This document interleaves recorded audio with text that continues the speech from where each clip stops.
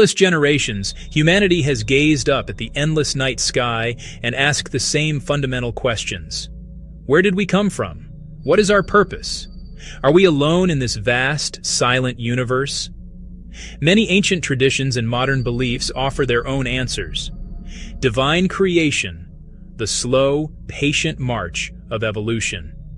Yet another story persists, a narrative whispered in the margins of history and carved into the stones of forgotten temples. This idea suggests that our origins are not entirely of this world. It posits that long ago, in the dim prehistory of our planet, we were visited by intelligent beings from beyond the stars, and their arrival forever altered the course of human destiny. This narrative does not ask us to discard our faith or our science, but to look at them through a new lens, to see the hidden connections between them. What if the gods of antiquity were not mythical beings, but flesh and blood travelers from another world, possessing technology so advanced it appeared as magic to our ancestors?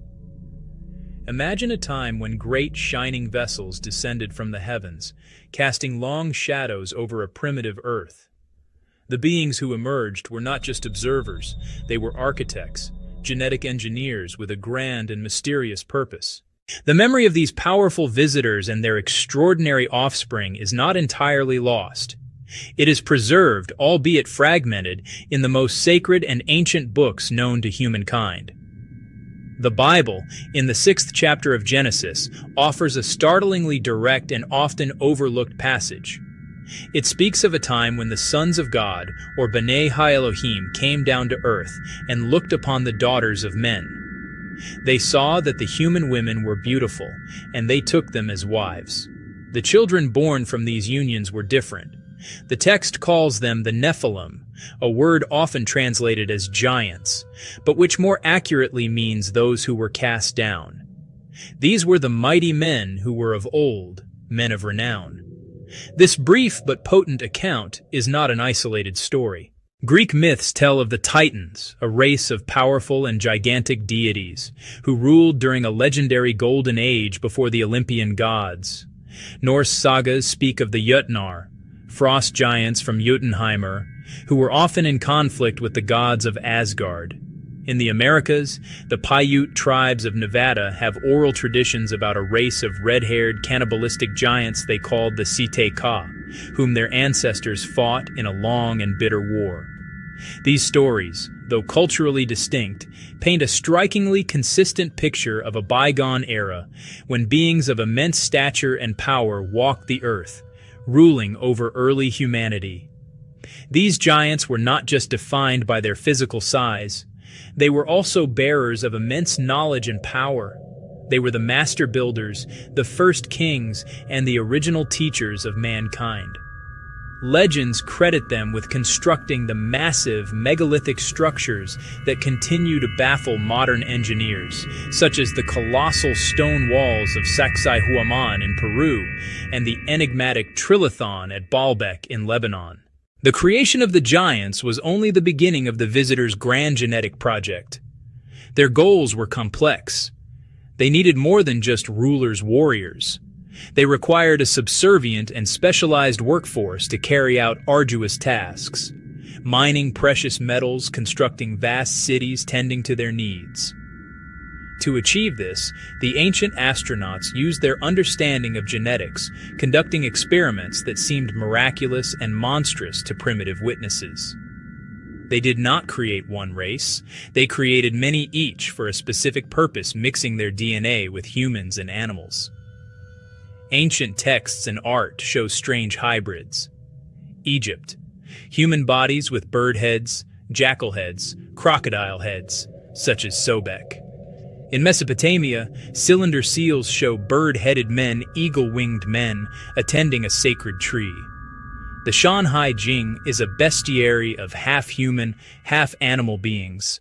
The era of the visitors and their genetic creations was a time of incredible technological advancement and monumental construction, a true golden age for those in power.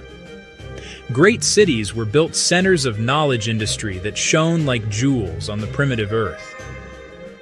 One of the most enduring legends is the story of Atlantis. Plato wrote of a technologically advanced civilization, concentric rings of land and water, incredible feats of engineering, a powerful military.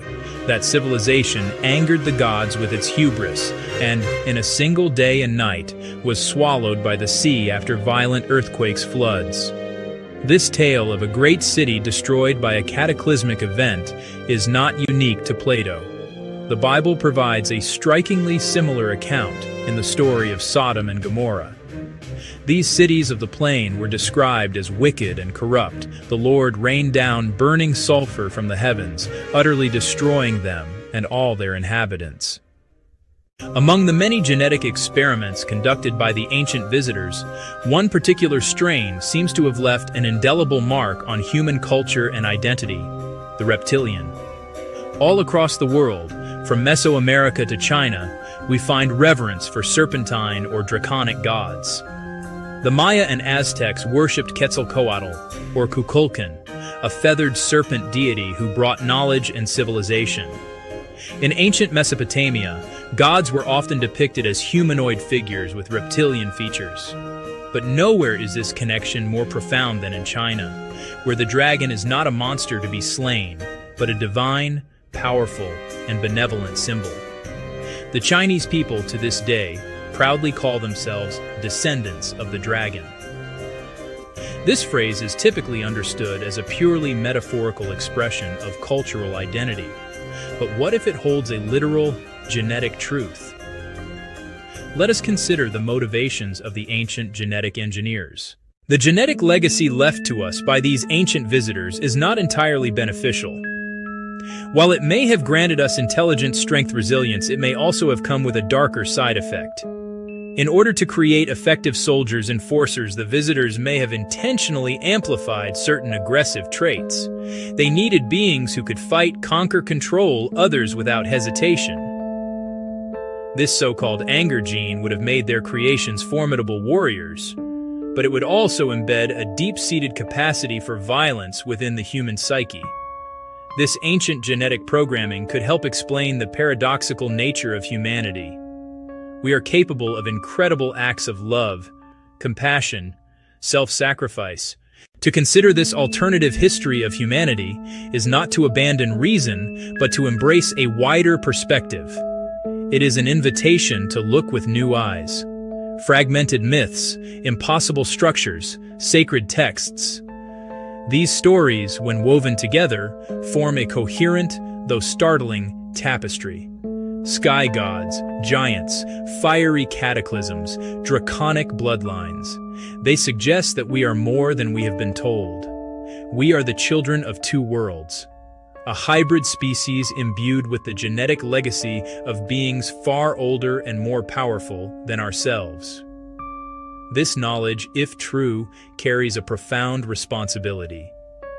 The struggle to calm our inner anger and cultivate compassion may be the central challenge of the human experience. Ultimately, this story is one of profound and hopeful empowerment. The choice, as always, rests with us.